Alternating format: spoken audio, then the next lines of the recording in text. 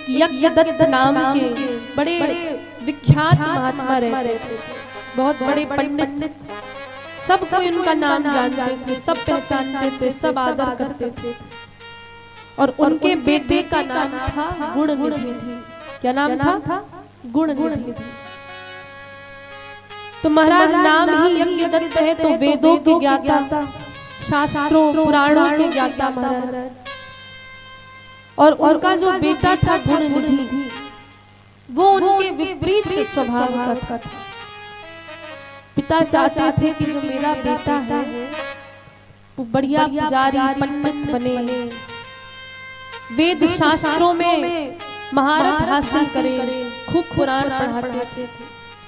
चाहते थे जैसे हमें सब पहचानते हैं, हमें सब मानते हैं, वैसे ही मेरे बेटे को भी लोग विख्यात पंडित के रूप में जाने। और माता पिता का यही सपना होता है कि मेरा जो बालक है वो अच्छा बने, विख्यात हो। परंतु जब माता पिता के स्वभाव के विपरीत बालक हो जाता है, जब उनकी बात नहीं मानता है, तो माता पिता के लिए सबसे बड़ा दुख होता है। सबसे बड़ा दुख होता है महाराज कि अगर माता पिता इतना सब पढ़ाते लिखाते, अगर बच्चा बुरी आदतों में पड़ जाए, बुरे काम करने लगे, तो फिर माता पिता को सबसे बड़ा दुख उसी समय होता है कि हमने इतनी प्रेम से इतने सुंदर उसको संस्कार दिए, परंतु फिर भी पता नहीं हमारे संस्कार देने में ऐसी क्या गलती हो गई, ऐसी क्या गलती हो गई कि मेरा बेटा गलत कार्यों में पड़ गया। तो वैसे ही जो यज्ञदत्त थे अपने बेटे को खूब वेद पुराण शास्त्र पढ़ाते थे, पर गुणनिधि उनके सामने तो अच्छा बना रहता, हाँ पिताजी, हाँ पिताजी कहता, परंतु महाराज जैसे पिताजी चले जाते, दूसरों के घर में पूजा कराने जैसे चले जाते, तो वो अपने जुआरी दोस्तों के साथ जुआ खेलने लगता। ब्राह्मण का बेटा है महाराज, परंतु फिर भी मदिरा पान करता, जुआ खेलता, गलत आदतों में पड़ जाता। परंतु पिता को ये बात नहीं मालूम है। पिता को तो यही लगता है कि मेरा बेटा तो बहुत अच्छा है, मेरा बेटा उत्तम है, मेरा बेटा श्रेष्ठ है, मेरा बेटा मेरी हर बात मानता है। उनको तो यही लगता था। और माँ भी देखिए उसका साथ देती थी उस बालक का, कि जैसे पिताजी चले जाते तो वो अपनी माता से कहना, माता मैं जा रहा हूँ अपने मित्रों के साथ खेलने के लिए। तो माता भी कुछ नहीं कहती। देखिए माता जो है अपने पुत्र से बड़ा प्रेम करती है, और कभी कभार पिता से भी झूठ बोल देती है। अपने बच्चे के लिए जो माता होती है वो कभी कभार हमारा झूठ भी बोल देती है, और ये सबसे गलत माताएं करती हैं। ये कभी भी एक माता को नहीं करनी चाहिए कि अगर तुम्हारा जो बालक है गलती करे तो उसको डांटना चाहिए। ये नहीं छोटा है तो उसको आप डांटिए नहीं, उसको प्रेम करें नहीं। अगर गलत है तो उसको डांटिए। अगर वो गलत काम कर रहा है तो अपने पति से झूठ मत बोलिए। जैसे इस यज्ञदत्त की पत्नी ने बोल दिया कि हमारा बेटा तो खूब पढ़ता है, जब आप चले जाते हो फिर भी खूब पढ़ाई करता है, शास्त्र पढ़ता है। माता खूब समझाती थी कि बेटा तुम्हारे पिता की इतनी प्रतिष्ठा है, सब लोग उनको जानते हैं, और तुम गलत लोगों का संग कर रहे हो महाराज, मत किया कर। कहते हैं कि समय बीता, अब वो 19 वर्ष का हो गया है, तो कहते हैं उनविंशति को आसी त्वमम एषा षोडश वार्षिकी एतां संवृणु सद व्रतां कृत भक्ति भवः। कहते हैं कि जब महाराज वो 19 वर्ष का हो गया तो कहते हैं कि पिता ने उसका विवाह एक प्यारी सी बालिका के साथ करा दिया। 19 वर्ष का हो गया परंतु फिर भी गलत लोगों का संग करता, अभी भी वही जुआ खेल रहा है महाराज, अभी भी गलत काम कर रहा है।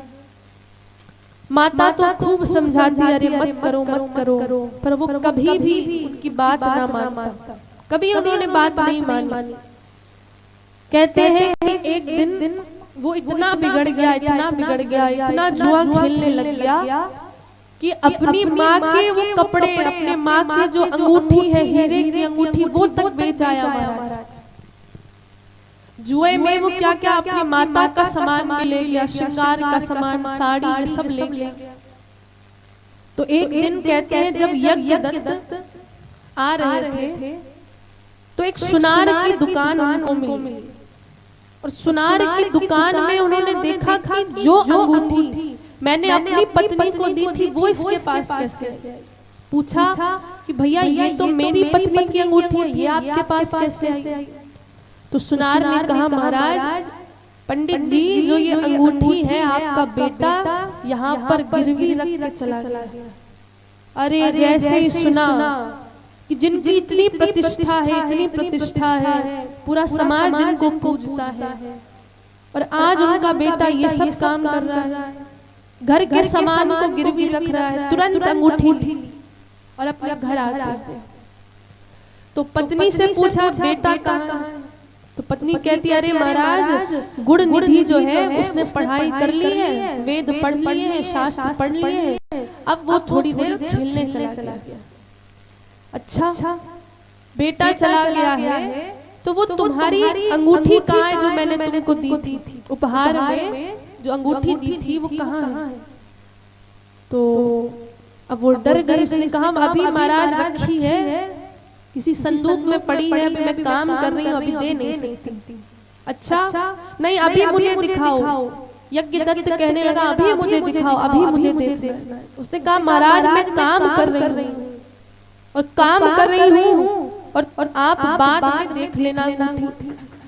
तो कहते अच्छा वो साड़ी दिखाओ हरे रंग की जो मैंने तुमको दी थी, वो कहाँ पर है। अब महाराज उसके लिए भी झूठ बोल दिया कि वो अभी नहीं मिल रही। तो यज्ञदत्त ने कहा कि मैं समझ गया हूँ कि तुम मुझसे झूठ बोल रही हो, कब तक झूठ बोलोगी, कब तक अपने बालक को बचाओगी।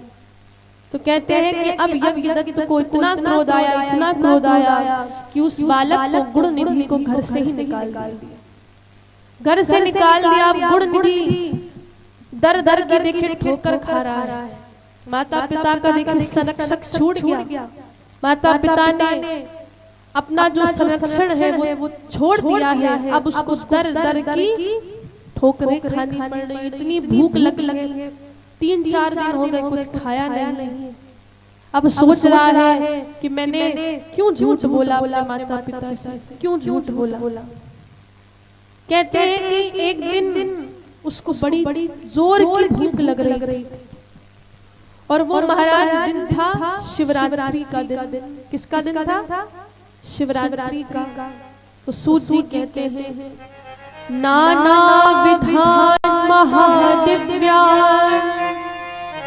स्वजने परिवारितः सहोपहार नादाय नगराद बहि अभ्यज्ञात।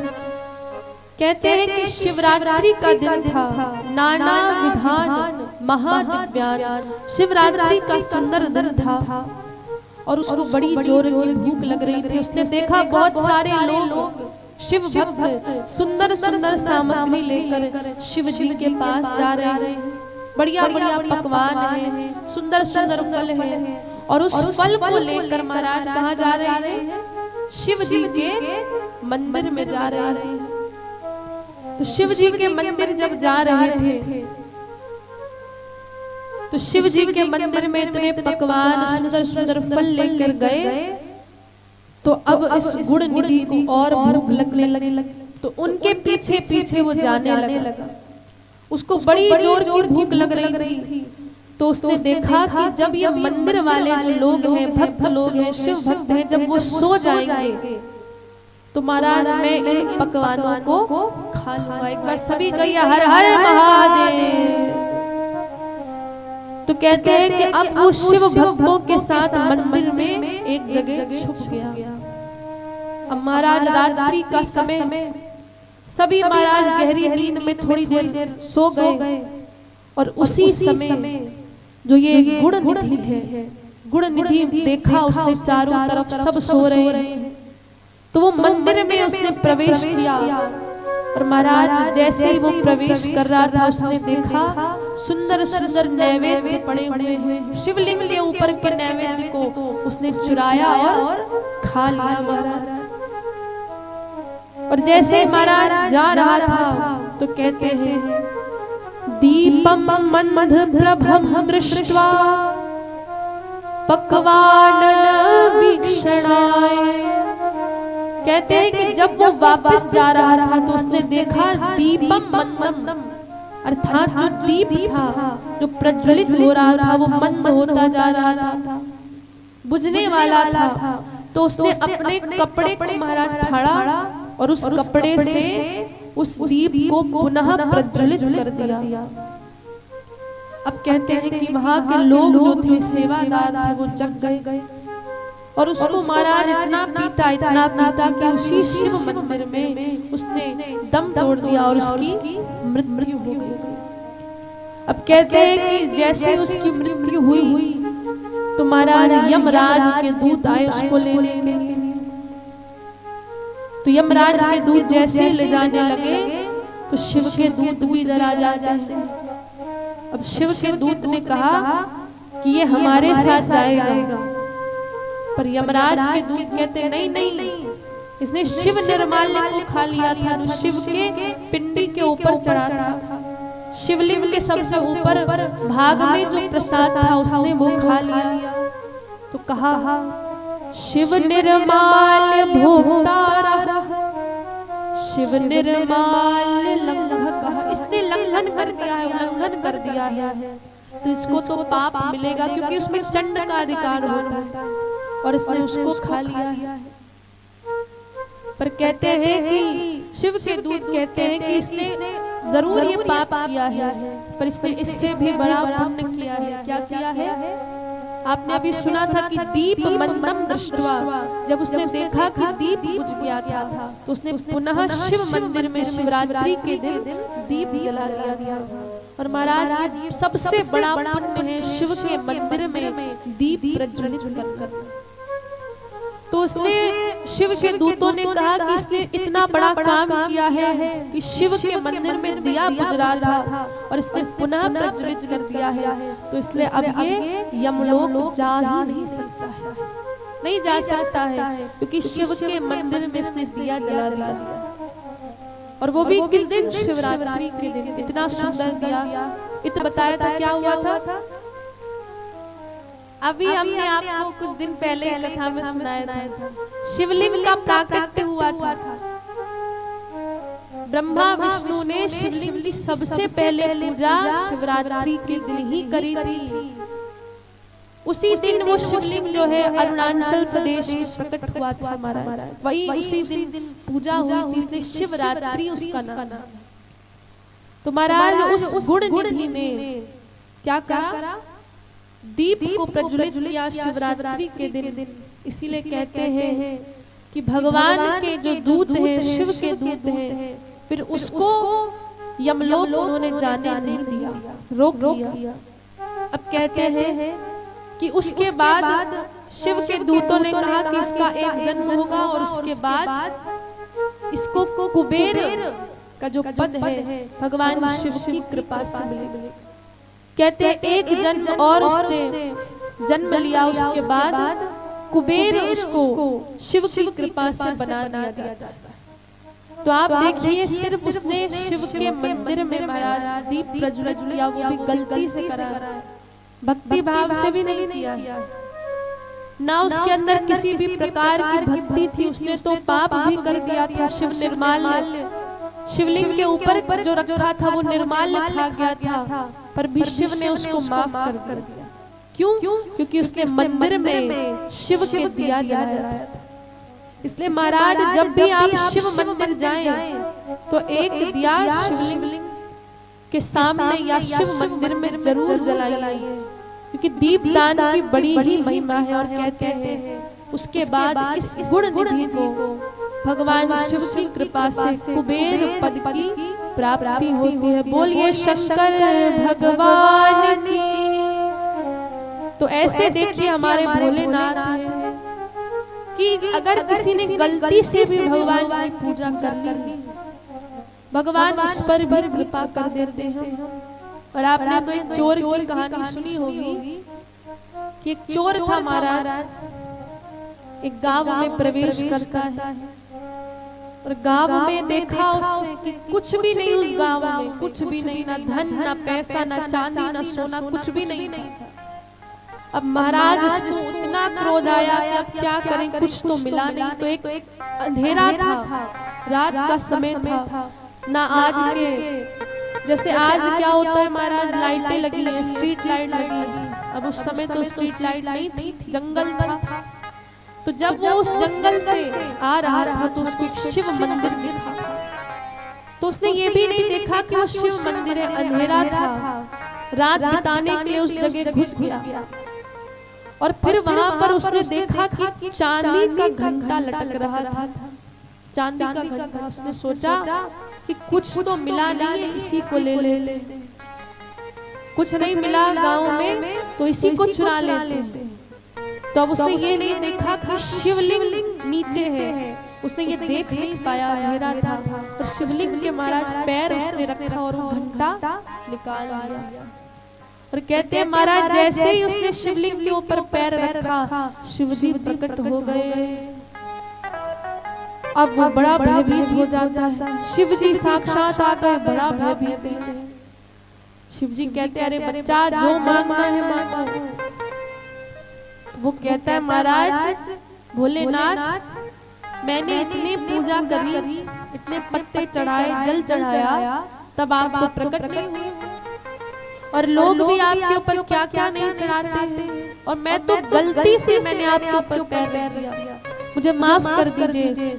वो तो भयभीत हो रहा था। तो भगवान कहते नहीं नहीं तुम वरदान मांगो मुझसे, वरदान मांगो।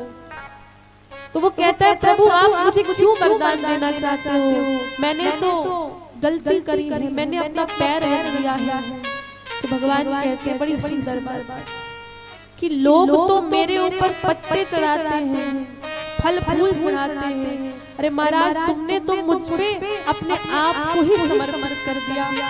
तो इसलिए महाराज तुम्हें जो वरदान चाहिए वो वरदान लो। तो ऐसे हमारे भोलेनाथ हैं, ऐसे भोलेनाथ हैं। तो इसलिए शिव की बड़ी भावना के साथ आप पूजा करें, भक्ति भावना के साथ, क्योंकि ऐसे हमारे कैलाश के निवासी हैं भोलेनाथ हैं कि सब पर अहेतु की कृपा करते हैं, सब पर कृपा करने वाले हैं।